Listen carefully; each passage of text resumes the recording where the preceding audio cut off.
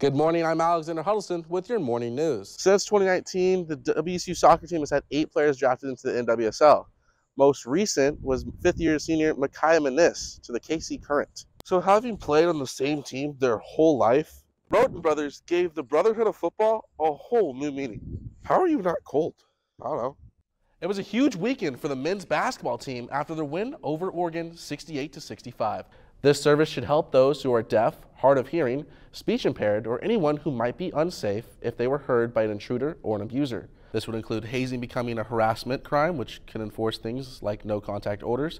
It also adds the possibility of national organizations to hold those individual members accountable for their actions.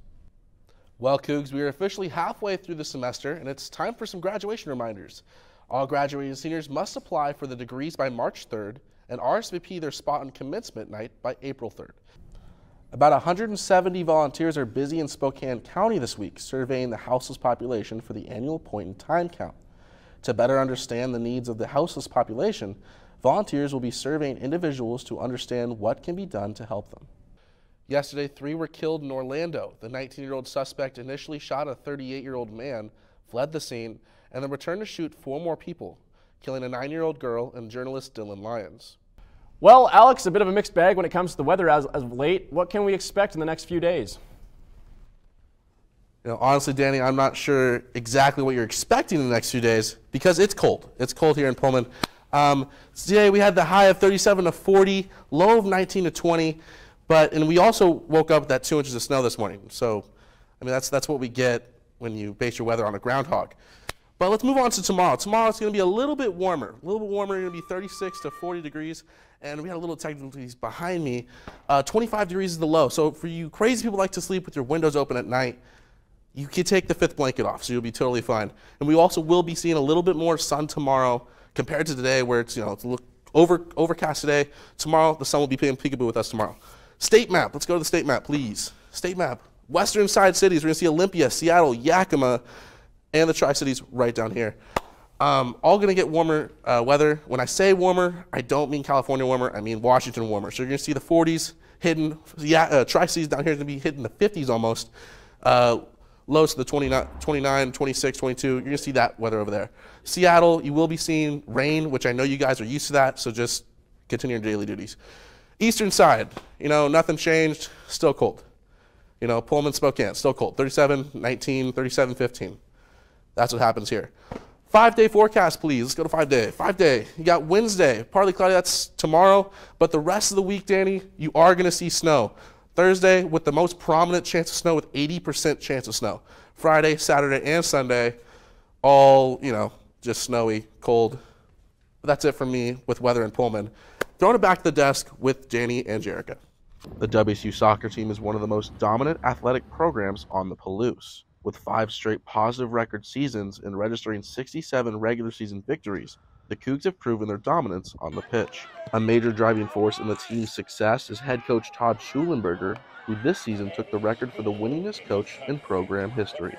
The mindset, it's a hunger, it's a desire, it's what we do and pride ourselves in our training and also in our recruiting. Since 2019, the WSU soccer team has had 8 players drafted into the NWSL. Most recent was 5th-year senior Micaiah Manis to the KC Current. With the 11th pick in the 3rd round of the 2023 NWSL draft, Kansas City Current select Micaiah Manis from Washington State. I was just in pure shock. You go into it knowing like you've done all that you can do to get your name called, but like actually getting your name called is like a feeling like no other. Players like Manis are one of many pieces to WSU's monopolizing game plan. Junior forward Margie DeStrizio is coming off a career-high 11 goals and 6 assists. Many speculate that she is one of the next Cougs to go pro. If I just go out there and do what I need to do, I will succeed because I know in my heart that I'm good enough to be able to get there, and I just have to keep working. My coach, Todd, just really engraves it in my head that you're going to be the next one, and I'm like, okay. My mom does all the time too, so I think that's just mainly it. The Cougs will continue to populate the teams of the NWSL as long as this winning mentality is present on the grass of the lower soccer field. Reporting in Pullman, I'm Alexander Huddleston, Murrow, News 8. On the cold night of January 2nd, the world of athletics was put on hold. Buffalo Bills safety Damar Hamlin collapsed on the field of play after tackling Bengals wide receiver T. Higgins. Athletic trainers from each side acted quickly, performing CPR on the unconscious Hamlin, which eventually led to his full recovery at a local hospital. The athletic training department here at WSU, led by Casey Hildenbrand, is well prepared for emergency situations such as the Damar Hamlin event. Emergency action plans are something that our students are very well versed in. Every location, every event has an emergency action plan. According to Kira McDonald, a third year in the program, these emergency action plans are an accumulation of multiple different skill sets practiced by the students on a daily basis. We practice things like emergency procedures and CPR and AED utilization over and over and over again until we get to the point where if something happens, we're not really worried about the crowd. We're not really worried about how high stakes it is or that the TV or the cameras are on us. We can focus and calmly make sure that we're providing the best, high level care to the person that's injured. You know, when an athlete goes down, and the athletic trainers will fix you up. Thanks, Wes. Yeah, of course, anytime.